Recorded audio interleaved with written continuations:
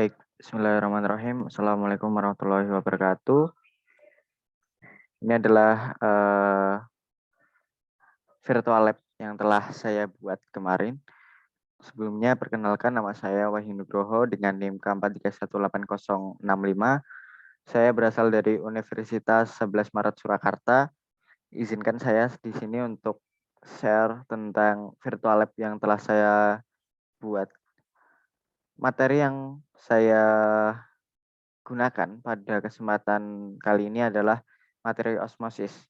Nah, pada kesempatan kali ini saya akan mempresentasikan tentang apa aja konten dan fitur virtual lab yang telah saya buat, lalu apa tujuan pembelajaran yang akan dicapai dengan menggunakan media virtual lab yang saya buat ini. Yang terlahir adalah apa kesimpulan dari kelebihan dan kekurangan dari virtual lab yang telah saya buat. Nah, ini adalah tampilan awal yang virtual lab yang telah saya buat. Mohon maaf, ini seperti di samping yaitu menu dan juga previous sama next-nya masih ada dikarenakan articulate storyline yang saya gunakan itu sudah expire gitu, dan sudah ada peringatan tentang penggunaan bahwa di luar batas 30 hari gitu ya. Tapi tetap bisa digunakan ya dengan mengesave-nya.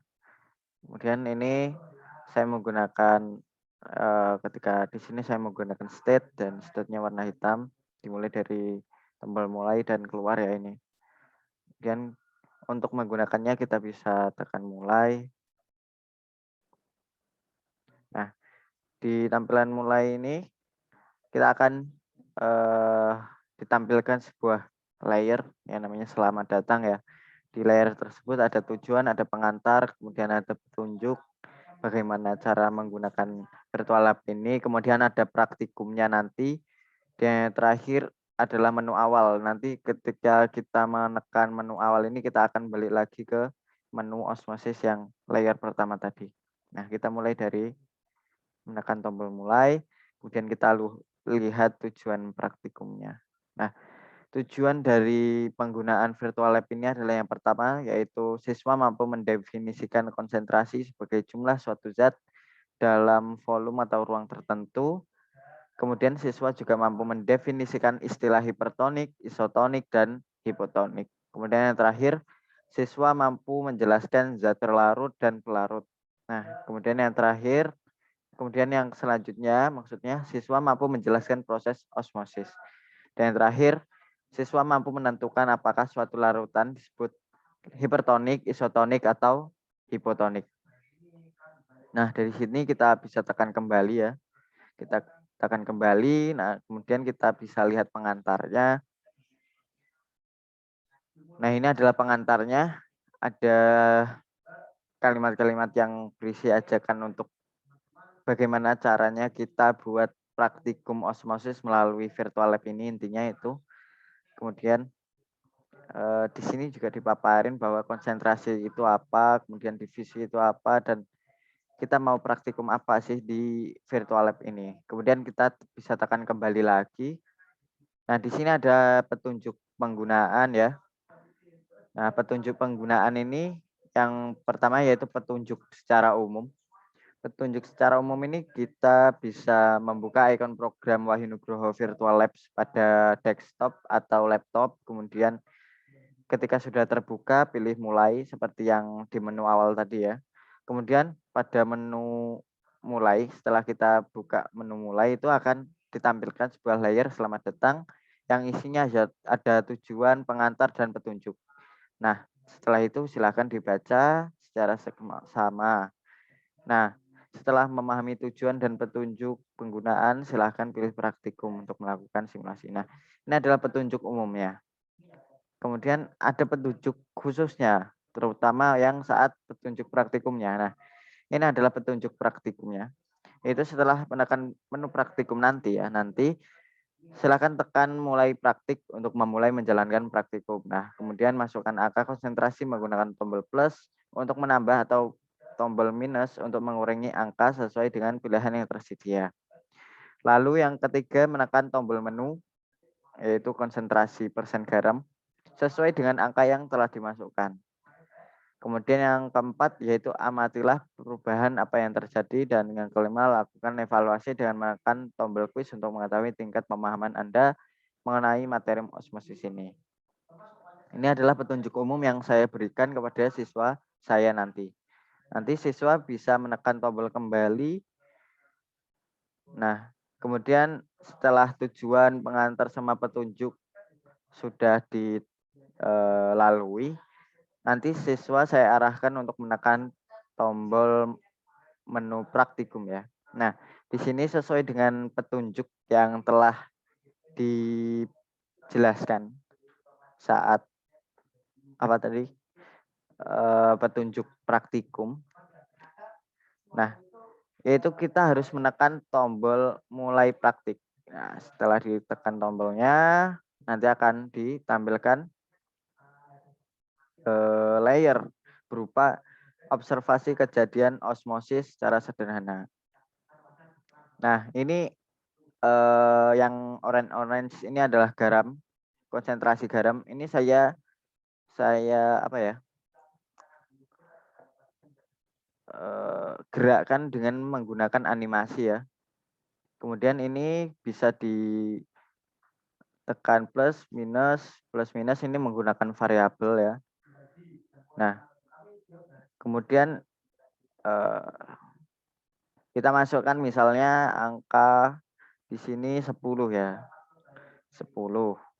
Nah, kemudian yang di apa ini namanya tabung selanjutnya itu adalah misal 5 ya, sesuai dengan pilihan konsentrasi persen garam ini. Kemudian kita pilih 5. Nah, setelah kita memilih konsentrasi persen garam yang ada di istilahnya akuarium ya ini ya. Kita bayangkan saja ini akuarium dan yang tengah ini adalah membran semi permeabel ya. Kemudian kita tekan yang 10:5 sesuai dengan yang ini yang di bawah ini yang telah kita masukkan angkanya. Kemudian kita tekan. Nah, kita tekan. Nah, ini adalah yang terjadi. Larutan yang sebelah kanan ini kan memiliki konsentrasi garam sebesar 10%, sementara yang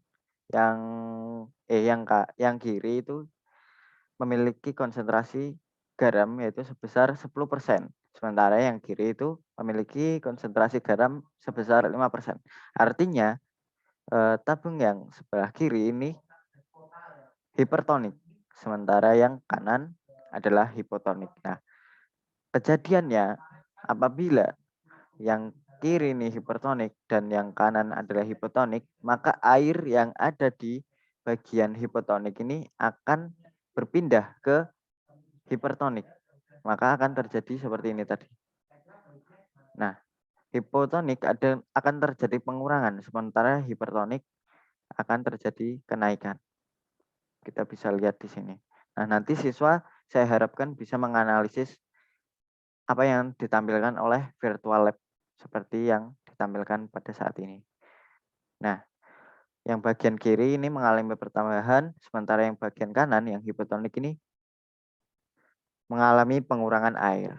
Kemudian kita bisa kembali lagi ya. Mohon maaf, kadang nge-lag laptop saya. Kemudian kita bisa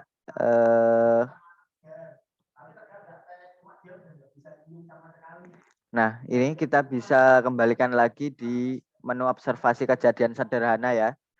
Kita bisa memilih sesuai pilih konsentrasi persen garam. Kita tadi telah memilih 10:5. Sekarang kita bisa mencoba yang misal 5:15 ya. Yang kiri itu konsentrasi garamnya 5%, sementara yang kanan itu 15%. Nah, ini bisa kita kurangi dengan menekan tombol minus. Ya, ini berarti kan ya 5% ya, yang sebelah kiri 5%, sementara yang kanan kita ini bisa tambah. Nah, ini 5:15. Karena sudah sesuai ya 5:15, kita bisa tekan yang 5:15 ini. Ya. Nah, bisa kita amati di sini perubahannya. 5:15. Yang hipotonik, yaitu yang 5% itu tadi, dia akan mengalami pengurangan airnya. Sementara yang hipertonik, dia akan bertambah airnya. Kita bisa ulangi ya. Kita bisa kembali lagi, kita bisa lihat bagaimana proses naik dan turunnya air. Kita pencet lagi 5:15. Nah, yang sebelah kiri ini mengalami pengurangan, sementara yang kanan mengalami pertambahan. Nah, itu yang saya andalkan dalam virtual lab yang telah saya buat. Nah, setelah siswa nanti sudah menjajal semua dari pilihan konsentrasi yang telah saya sediakan ini, saya harapkan para siswa itu sudah paham tentang materi osmosis ini, meskipun melalui observasi kejadian osmosis secara sederhana. Nah, dari sini kita bisa melanjutkan ke kuis ya. Setelah semuanya telah dilakukan oleh siswa, kita bisa lanjut ke kuis. Kita tekan tombol kuis dan ini kita bisa mulai kuis atau kita bisa kembali melakukan praktikum kembali atau kita bisa logout keluar. Dan di sini kita mulai kuis. Sebelum memulai kuis, saya berikan terlebih dahulu bagaimana petunjuk pengerjaan dari kuis yang ada di virtual lab ini. Jadi yang pertama, saya harapkan siswa itu memperhatikan setiap tombol yang ada dan nanti akan ada 5 soal dengan opsi pilihan benar atau salah. Kemudian yang ketiga, saya harapkan siswa nanti bisa memilih jawaban yang paling tepat ya. Sehingga nilai siswa itu bisa bagus-bagus gitu. Nah, setelah memilih jawaban, silahkan nanti siswa menekan tombol submit. Dan saya tekankan di sini, yang terakhir yaitu semoga siswa saya itu selalu berusaha untuk selalu jujur dan bertanggung jawab ketika mengerjakan soal. Nah, setelah membaca petunjuk pengerjaan, nanti siswa saya arahkan untuk apakah dia mau memulai kuis atau dia akan kembali. Kemudian ketika siswa mau memulai kuis, silakan ditekan. Nah, ini adalah soalnya. Ini adalah soal nomor 1. Kita bisa lihat bahwa osmosis adalah perpindahan molekul bla bla bla. Nanti siswa bisa membacanya. Kemudian di sini ada 2 opsi ya. Saya memilih opsi benar atau salah. Nah, kemudian apabila siswa menjawab benar, misal ini saya contohkan siswa menjawab benar ya. Maka setelah disubmit nanti akan muncul sebuah apa ini namanya ya? Option atau caption.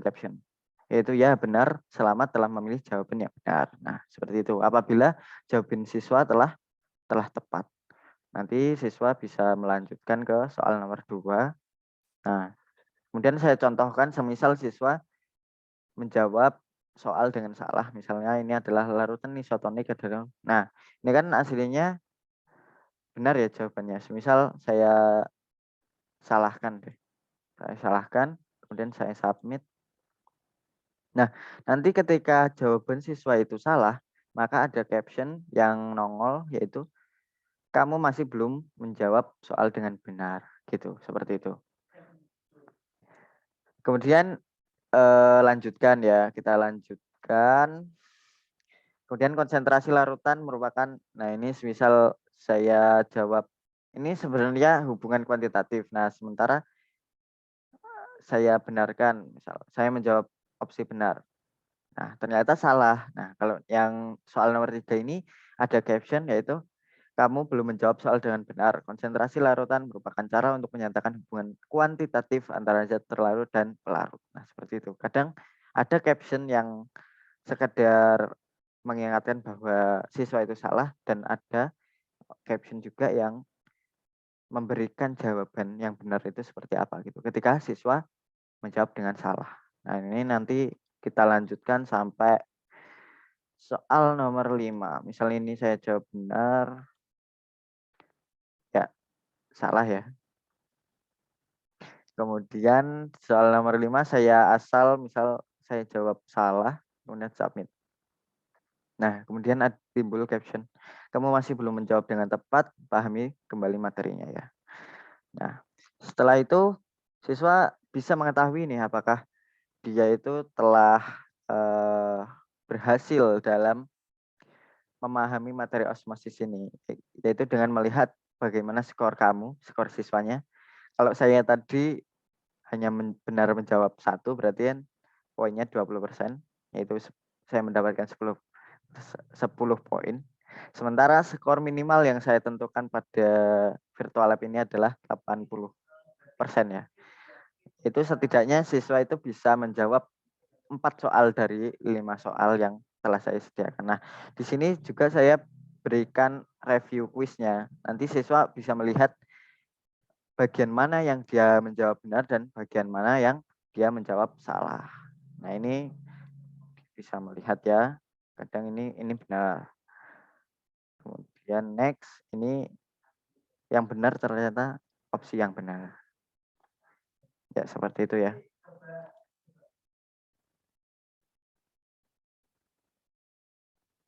Ya, next. Nah,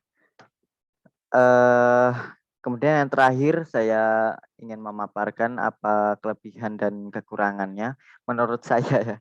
Kalau kelebihannya yaitu ini sih, yang kuis ini menurut saya sangat bagus ya. Kita bisa mereviewnya, kita juga bisa melihat bagaimana resume akhir, apakah siswa itu bisa mengetahui tingkat kepahamannya terhadap virtual lab yang telah saya sajikan ini. Kemudian juga mungkin desainnya juga lumayan bagus ya. Saya mendesainnya di Canva dulu, terus saya edit di Articulate Storyline. Kalau untuk kekurangannya jujur di bagian praktikum ya, terutama di bagian yang bentar, aduh nge-lag. Nah ini ya observasi kejadian osmosis sederhana. Nah, saya itu sebenarnya inginnya ketika siswa itu menambah misal 5, kemudian yang tabung sebelah kiri itu 5, kemudian yang sebelah kanan itu 15. Nah, itu langsung terjadi yang namanya kejadian osmosis gitu. Langsung ada yang naik dan ada yang turun gitu. Tetapi karena keterbatasan articulate storyline, maka saya akali dengan membuat pilihan konsentrasi persen garam ini, kemudian saya sediakan layer-layernya. Mungkin itu adalah kekurangannya. Dan mungkin sekian yang bisa saya paparkan pada kesempatan kali ini. Kurang lebihnya mohon maaf. Wassalamualaikum warahmatullahi wabarakatuh.